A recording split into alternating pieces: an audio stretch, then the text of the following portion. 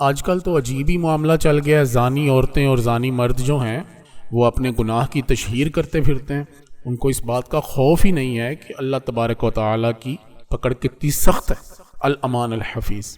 آقا علیہ الصلوۃ والسلام کے زمانے میں ایک عورت نے جس کا نام جبینہ تھا، اس نے اپنے آپ کو پیش کر دیا۔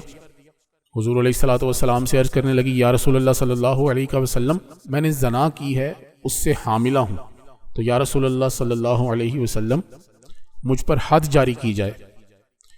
آپ صلی اللہ تعالی علیہ وآلہ وسلم نے اس کے سرپرست کو بلایا۔ آپ نے فرمایا کہ تو اس کے ساتھ حسن سلوک کرنا، اور جب اس کا بچہ پیدا ہو جائے تو اس کو میرے پاس لے آنا۔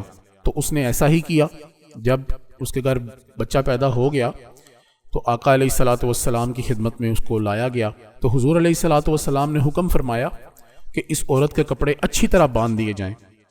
پھر آپ نے اسے سنگسار کرنے کا حکم دے دیا، اور بعد میں آپ نے اس کی نماز جنازہ بھی پڑھائی۔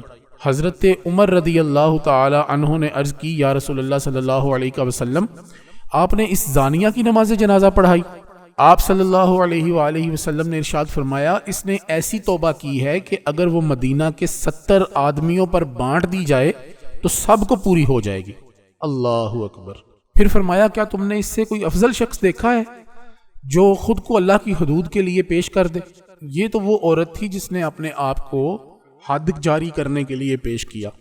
اور یہ جو لوگ ہیں جو اپنے گناہ کی تشہیر کرتے ہیں اور لوگوں کو گواہ بناتے ہیں، وہ اپنا حشر سوچ لیں کہ کل قیامت کے دن جب لوگ ان کی گواہی دیں گے کہ اس بندے نے مجھے بتایا تھا کہ اس نے زنا کیا ہے، اور پھر اس نے توبہ بھی نہیں کی، اور پھر اس پر حد بھی جاری نہیں ہوئی، تو پھر اللہ تبارک و تعالیٰ اس کے ساتھ کیا سلوک کرے گا۔